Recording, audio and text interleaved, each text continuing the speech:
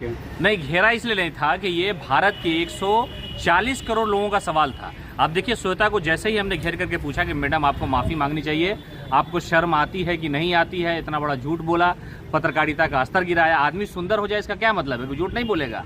Madam झूठ बोल रही थी और पूरे भारत के लोगों को इसलिए ये सवाल चुभ रहा था कि ये जो आखिरी समय है, अब नोट जा रहा है कब्रिस्तान और शमशान की तरफ, तो हमने कहा कि मैडम माफ़ी मांग लीजिए, आप तो झूठ बोली थी भारत के लोगों से। तो हमने पूछा और मैडम झूठ बोल दी। अच्छा, मैडम का कमाल देखिए कि जिस सोहबत में वो बैठती हैं उनको भी झूठ बोलने की आदत हो गई है। वो सीधे पहले इनकार कर दी कि ये हमने बोला ही नहीं था, लोगो नहीं था मेरा। फिर हमने कहा कि लोगो नहीं था मैडम, आपका चेहरा तो था, एक ब्रांड तो आप है ना, भले ही वो ब्रांड अब धीरे धीरे खत्म हो गया हमसे सवाल करने के बाद। ये सारी बातें हो गई और फिर मैडम ने कहा कि 40 मिनट में 40 सेकेंड का वीडियो था, वही आपने सुना, व्हाट्सअप पे आया था।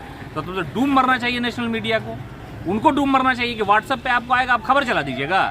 आप पटना में या जो छोटे मोटे पत्रकार हैं उनको देखिए कि कड़ी धूप में वो ग्राउंड जीरो पे जाते हैं, पता करते हैं, और आप स्टूडियो में बैठ कर 2000 के नोट में छिपा बता रहे हैं। प्रधानमंत्री नरेंद्र मोदी ने कभी नहीं कहा कि हमने चिप नोट में डाला है, रिजर्व बैंक ने कभी नहीं कहा, मैडम ने कैसे कह दिया, कौन कह दिया आपको कि इसमें चिप था नोट में। तो यही सारा सवाल था और जेडीयू कार्यालय में मैडम आई हुई थी, मैडम से सवाल पूछा और मैडम थोड़ी सी झिंझला नहीं जाती है उसको जो कहा जाता है, वो सवाल से भागती नजर आई और 2 मिनट के वीडियो में 3 बार झूठ बोली और ये पूरा झूठ भारत में एक्सपोज हो गया। जब मैडम देखी कोई चारा नहीं तो हमसे पूछ रही कि आपका नाम क्या है। नाम हमने बताया, नाम के बाद नाम का मीनिंग पूछा, नाम के मीनिंग पूछने के बाद वो मुस्कुरा करके चल दी कि हमने तो कभी ऐसा नाम नहीं सुना है। तो कुल मिलाकर के भारत में हमारी वजह से श्वेता जी मशहूर हो गई हैं और इतनी मशहूर हो गई कि अब घर से बाहर नहीं निकल रही हैं। आप देखिए, पटना में पहली बार वो नजर आई थी, उसके बाद 4-5-6 दिन का समय हो गया और जब वो यहाँ से चली गई तो जाने के बाद कहा कि ये बिहार के गुंडे हैं। बताइए मैडम, इतना सुंदर लड़का है, सब कुछ है, सलीके से आपसे सवाल किया हमने, जितना आपके पति महोदय आपसे इज्जत से पेश नहीं आते होंगे उससे ज़्यादा मोहब्बत से हमने आपसे आदर और प्रणाम करते हुए सवाल पूछा। आप इस बिहार की बेटी हैं, भारत की महिला हैं, पत्रकारिता जगत का बड़ा नाम है। हालांकि अब वो स्तर आपका ख़त्म हो गया, अब आप जहाँ जाइएगा भारत में, बिहार तो छोड़ दीजिए, जहाँ जाइएगा लोग आपसे पूछेगा कि सीमाप वाली मैडम है, चीफ वाली मैडम है। तो मेरे नाम से आप मशहूर हो गई है। और मैडम से सवाल इसलिए जायज़ था कि मैडम ने लोगों को गुमराह किया, भारत के 140 करोड़ लोगों को गुमराह किया था। अगर आपने गुमराह नहीं किया तो आप वीडियो जारी कर दीजिए।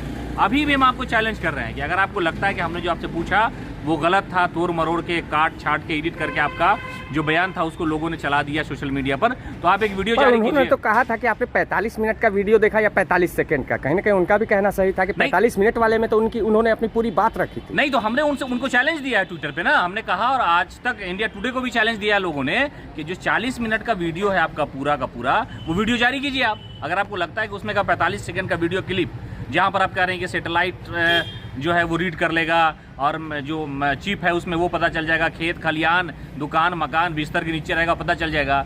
अब बताइए कि मैडम इस तरह से गुमराह किया भारत के लोगों को, तो जो 40 मिनट का पूरा वीडियो है आपका, वो वीडियो जारी कीजिए। और एक बात और है, मैडम दोबारा पटना आइए, तशरीफ लाइए, आपका स्वागत है, इस्तकबाल है।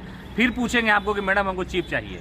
ये एकदम राजनीति में जो अनंत सिंह वाला मामला है कि हम मनवे नहीं करते हैं, हम मनवे नहीं करेंगे, आपको चिप देना पड़ेगा या नहीं तो भारत के लोगों से माफ़ी मांगिए। आपने लोगों का विश्वास तोड़ा है, पत्रकारिता का स्तर गिराया है।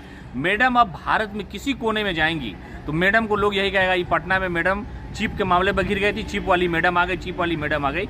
मैडम तो चिप वाली रहे ना रहे, लेकिन चिप हरकत किया, पत्रकारिता का स्तर गिराया। और इस तरह के जो भी पत्रकार है, अब हमको लगता है भारत के किसी कोने में जाएंगे ग्राउंड जीरो पर, उनसे सवाल किया जाएगा प्रोपेगेंडा एजेंडा फैलाने के। पत्रकार का काम होता है कि सत्ता में जो लोग होते हैं उससे विपरीत खड़े रहें।